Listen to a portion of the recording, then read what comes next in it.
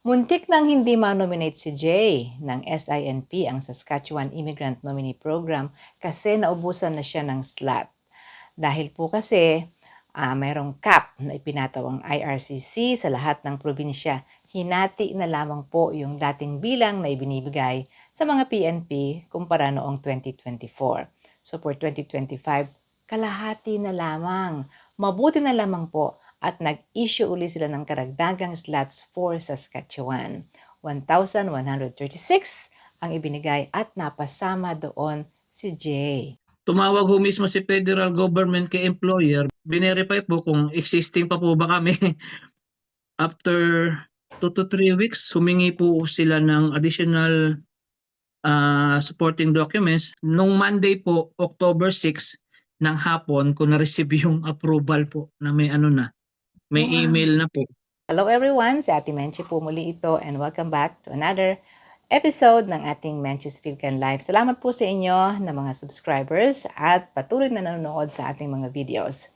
Kung kayo hindi pa at bago lamang po kayo dito, please subscribe to my channel. Thank you very much po sa inyo. You can also support me guys by being a member of this channel. Just click the join button at makakasama kayo sa ating binibigyan ng daan palagi dito sa ating video. And for now, I would like to say thank you very much sa ating mga channel members.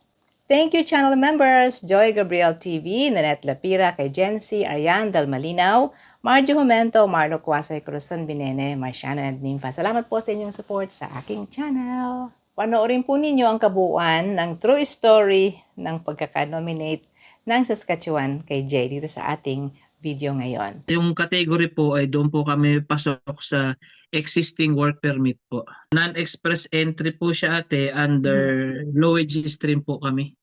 Yung sa specific employer.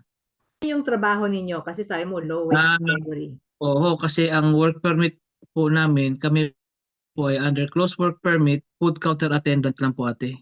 Okay. So, Sa KFC po. sa KFC. Ibig O sabihin tier 5, tier 5 ate, tier 5.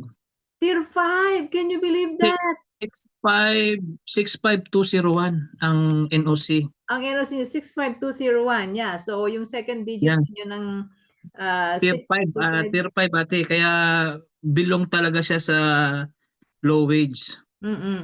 So, paano nangyari na nabigyan kayo ng nomination? Sige po. Actually, Kwentuhan mo kami kasi very interesting. Ang pangako ko kasi sa amin ng HR at the very beginning po nung nag-start kami sa kanila, kasi maaga ako nagtanong noon. Kailan kayo nag-start sa kanila? Dumating ako rito August 28, 2023. Nakapag-start na po ako sa work September 4 na po kasi hindi ako pinag-start nang walang employee number. So 2 years, 2 years na. 2 years na po ako and 1 month na. Good, ang kagandahan na po ate, sa awa po ng Panginoon, yung work permit ko po ay 3 years. Yes. So, Kasi ang expiration mo, mostly ho, di ba, 2 taon lang ang work permit. Kaya nga ho, nagtataka sila, pati nga ho ako nagtataka rin kasi bakit August 27, 2026 pa po ang expiration ng work permit ko. Okay. So may 10 months pa. So yun nga po, ang pangako naman ng HR is after 1 year sila magsusupport ng any para sa PR application nga po. Noong nabigyan po kami ng JAL o yung Job Approval Letter ay February 13 na po. Nakapag-submit kami ng application March 3 na. Nung pong nag-cut off si SINP, January 21. Nag-cut off siya ng dami, di ba? Hinati. Opo, yung 50% cap nila nung January 21. After 2 months, mga May 9, binalik po yung aming application at hindi raw po kami umabot sa cut off. So, yun na po yung naging problema na medyo na-stress ng kaunti. Kasi nga po, yung isang last August tumawag po si federal mismo kay employer nung biglang nag-open po kasi agad nag-open po uli yung program. Nadagdagan kasi kayo ang Yung, Saskatchewan. nag-open uli si Saskatchewan, kailangan na uli ng mga 1,000 plus uli daw na Yes. mga tao for nomination. So, tumawag ho mismo si federal government kay employer, binerify, okay, at binerify po kung existing pa po ba kami. Existing pa po Galing. kami. Tapos, mga ano po yun, last week ng August. Wow. Yung restaurant manager naman po namin, saka mismo yung si HR, Mhm. support na, full support naman po. I-kinonfirm nila na existing pa kami. Kaya yun po, nung chinek po namin yung account namin sa SINP, ang status niya is in process na po uli. After 2 to 3 weeks, humingi po sila ng additional supporting documents like payslip and bagong offer letter. Mm. So pumunta po agad ako sa HR, binigyan naman po agad ako at na-submit po siya. Na-submit ko po yung sa akin October 3. After 3 days, nung Monday po, October 6 ng hapon, ko na-receive yung approval po na may ano na, may Wow. email na po. Anong pakiramdam? Yun po, masaya ko. Tuwan-tuwa ako kasi minessage ko ako kagad yung misis ko. At yung araw ko na yun, birthday niya. Sabi ko, ang ganda ng birthday gift sa'yo ng Panginoon ka ako. Totoo. Oo, yun ho. Pero yung isang kasamahan ko po, siya yung nauna po na nabigyan. Mhm.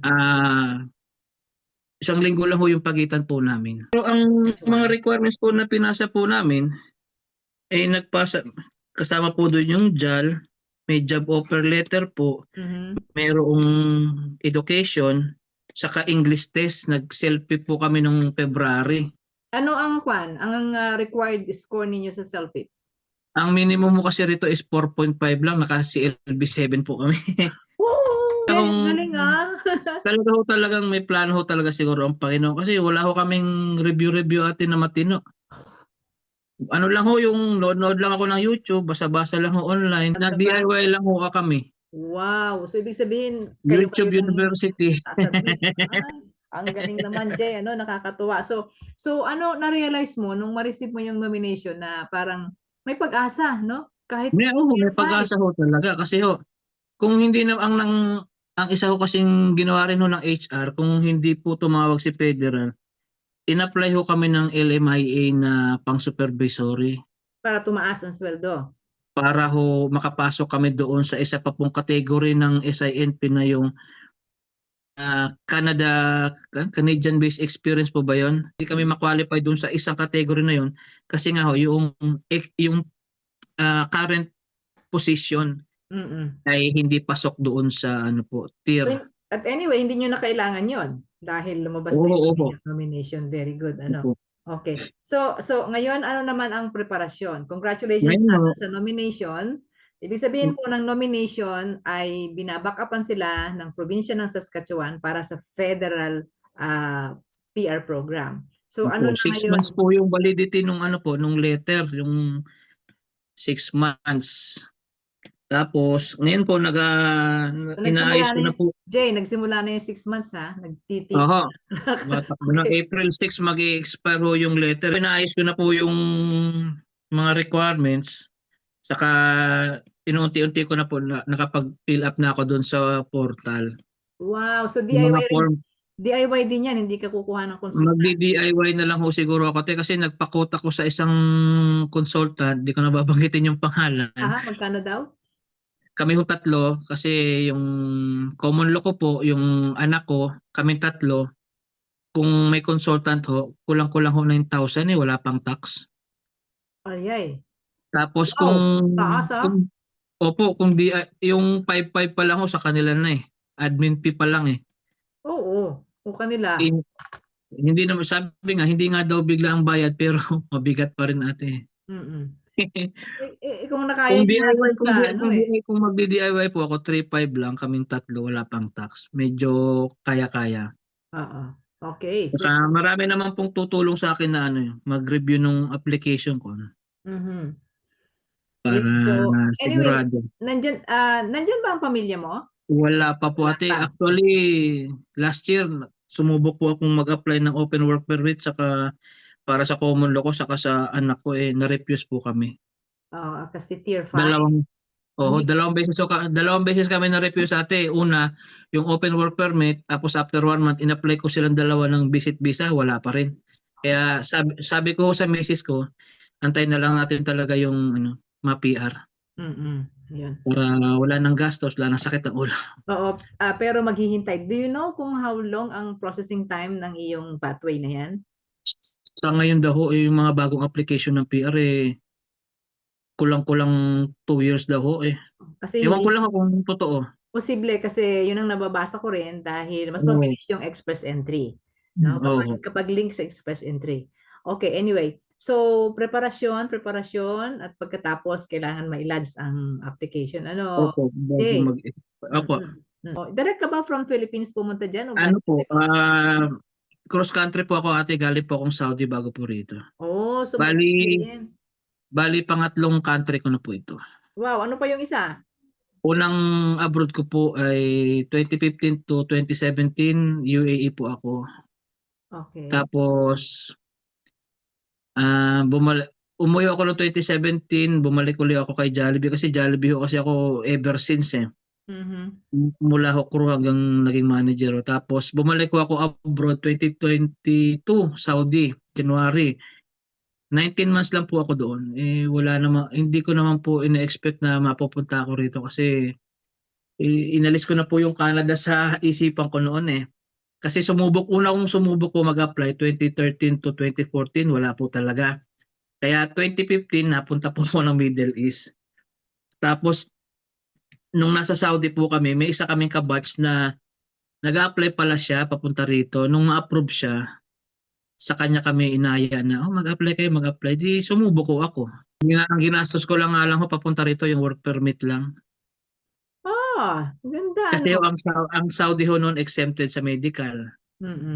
Tapos yung ticket ko si employer na Yeah. Okay. Kaya nga lang Jay, ang galing naman ng employer mo, ang KFC, sapagkat opo. talagang tinulungan kayo. Kaya Nagbibigay naman daw, opo. sad to say, wala na muna silang hiring ngayon, di ba? Na dahil Sa ngayon po, mga tier 5. hindi po muna sila kumukuha ng outside. Kahit outside the country o kahit nga po dito outside of the city. Nag-hire pa rin po sila pero yung mga naka-open saka yung may status na ho. Marami na ho akong natulungan. Kahit nga ho yung mga hindi ko kilala na nakapasok ko ng Canada, nauna pa ho na PR sa akin. Ganon. Oo, kahit yung may mga followers ako na nai-refer ko sa employer kaya kilala na po ako sa HR. Ano yung mga karanasan mo dito na halimbawa iba yung iniisip mo pagdating mo doon, ay ganito pala. Meron bang ganon mga struggles mo dito sa Canada? Sa totoo lang ho, hindi naman ako masyado nahirapan kasi yun nga po, kasi nga sanay naman tayo na sa buhay abroad. Medyo nag-adjust lang ho ng konti nung unang dating ko rito sa klima. Pero ho nung medyo naka-adjust na po, nung first winter ko ho lakad lang po ako ate, wala po akong sasakyan. From bahay to work to bahay, tapos mag-grocery pa ako, nilalakad ko lang ho yan nung unang winter ko. Tapos noong magsi-second season na ng winter, nakabili ko ng sasakyan na karag-karag. Ayun ho, yung siniservice ko ngayon at nakatulong din po ako sa ibang mga walang sasakyan na ihahatid sundo ko. Was there a point na parang gustong sumuko at talagang mahirap? Meron bang ganong punto? Minsan may time na sabi ko parang gusto ko na lang umuwi. Kaya lang inisip ko rin kung uuwi ako, ano magiging trabaho ko doon. Lalo na ho ngayon, mahirap. Kaya nga naisipan ko bumalik mag-abroad kasi nung nasa Pinas ako nung bago ako umalis, dalawa na kami ng common law ko. Lalo na nung bago mag-pandemic, during pandemic, medyo talaga nakikita ko na mahirap ang buhay. Lalo na ngayon kung uuwi ako, wala akong trabaho. Sino pa tatanggap sa akin? Matanda na ako. Sa Canada, hindi yan. Sa Canada, hindi Oo. edad. At saka, sabi mo, from abroad ay nag-manager ka na, di ba? Opo. So, pag nag-PR ka na, pwede mo na uling balikan yung iyong pagiging Okay. Na. manager. Pwede ka nang Pwede tumaas. na mag-apply sa iba. Yes, yes, yes. Okay. Kaya sa ngayon, no, tiis-tiis lang mo talaga muna. Saka nagpapasalamat din ako sa employer ko sa store, mga manager ho namin, mga mabait naman, talagang sumusuporta na po talaga sila. Ano mga tips mo sa kanila? Nakita ko doon yung biglang akala natin wala nang pag-asa. Meron pa pala, no? So ano mga tips mo sa Meron ating pa. mga kababayan?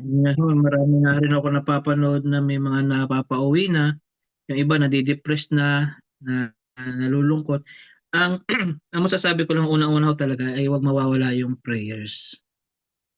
Kasi ho, pagka yun ho ang inalis mo, wala ka nun, talagang mawawala ka talaga ng pag-asa. Saka yung have faith in God, yung pong pananampalataya natin sa Panginoon. Iyak ako ate.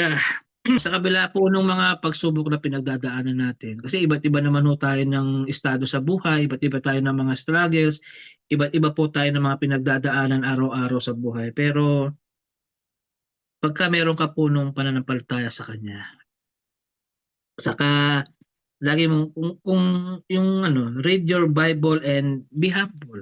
Yun po. Yun po yung Read mga the sikreto, yun Bible. po yung mga ginagawa ko ate. So Yun po, yan ang ano, yan ang nagiging gabay mo sa pagiging simulat sa pool po solo ate. mo, ano? Simulat sa pool po ate, kahit saan po ako mapunta. Nasa Saudi pa lang ho ata ako ate, nakapalo na ako sa inyo.